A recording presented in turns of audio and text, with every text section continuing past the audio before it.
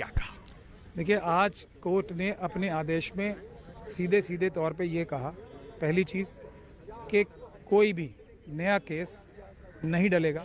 Hello दोस्तों, क्या हाल है? तो मैं फिर से आगे एक और नई अपडेट लेकर, और ये जो अपडेट होने वाली है ये है सुप्रीम कोर्ट के उस फैसले से कि जिस पे आप लोग खुश हो सकते हैं, जिस पे कि जो मुसलमान हैं वो अल्हम्दुलिल्लाह लिख सकते हैं, और जो है कि मतलब बहुत ज़्यादा उन्हें खुश होने का एक मौका मिल गया है और काफ़ी ज़्यादा अच्छी चीज़ हुई है।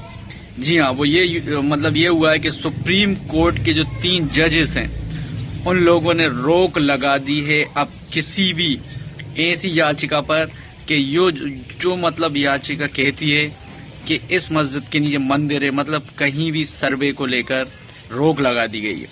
जी हाँ, जैसा कि आप लोगों को पता है कि अभी जो कितना ज़्यादा संभल से लेकर हर जगह और जहाँ तक कि अजमेर में भी यही मामला देखने को मिला कि कोई ना कोई याचिकाएं दायर कर देता है, जिसकी वजह से माहौल बहुत ज़्यादा ख़राब हो रहा था।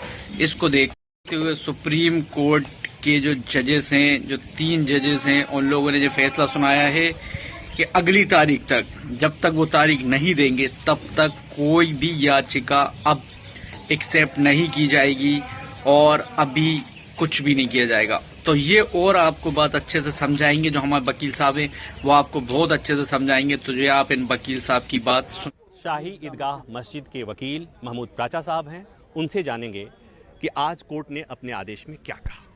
देखिए, आज कोर्ट ने अपने आदेश में सीधे सीधे तौर पे ये कहा, पहली चीज़ कि कोई भी नया केस नहीं डलेगा जब तक कि ये अगली डेट नहीं आ जाती।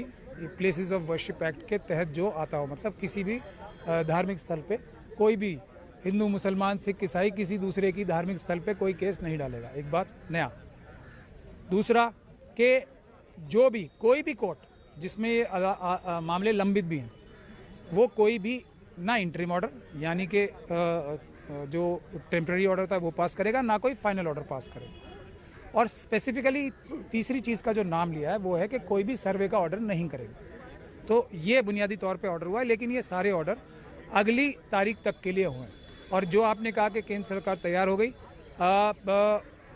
थोड़ी अजीब बात है, तैयार हो गई जैसे कोई उनके ऊपर दबाव डाला जा रहा था, लेकिन ये बात सही है, सुप्रीम कोर्ट ने उन्हें तैयार किया।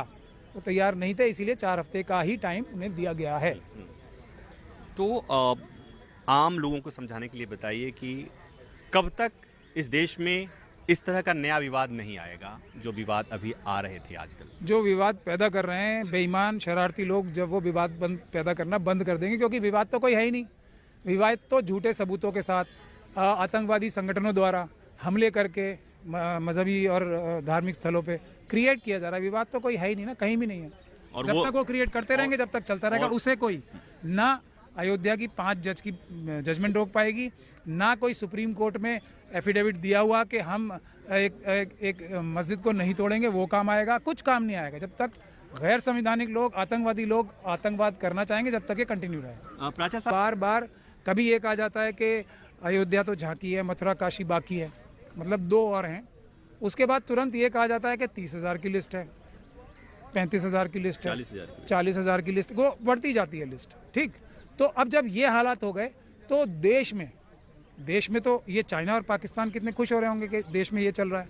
तो उसको देश की खातिर, देश की एकता और अखंडता की खातिर क्या इस तरह का कोई फैसला किया जाना था या नहीं किया जाना था, ये उस तरीके के इमरजेंसी के देश की अखंडता और सुरक्षा को बरकरार रखने के लिए इस तरह का एक एक्स्ट्राऑर्डिनरी कानून आया है। तो जैसा कि आप लोगों ने वकील साहब की बात सुनी ली होगी, तो आप लोगों को यहाँ तक समझ में आ गया होगा कि वकील साहब ने कहा है कि अब कोर्ट ने जो फैसला किया है अगली तारीख तक कि अगली जो सुनवाई होगी जब, लेकिन अभी तक तो जो जितने भी लोग हैं, जितने भी मुसलमान लोग हैं, जितने भी शांति पूर्वक लोग हैं, जो ये चाहते हैं कि देश में अमन शांति रहे, वो लोग बहुत ज़्यादा खुश होंगे, क्योंकि ये जो फैसला आया है जो बहुत ही अच्छा फैसला, इसका स्वागत किया सबने।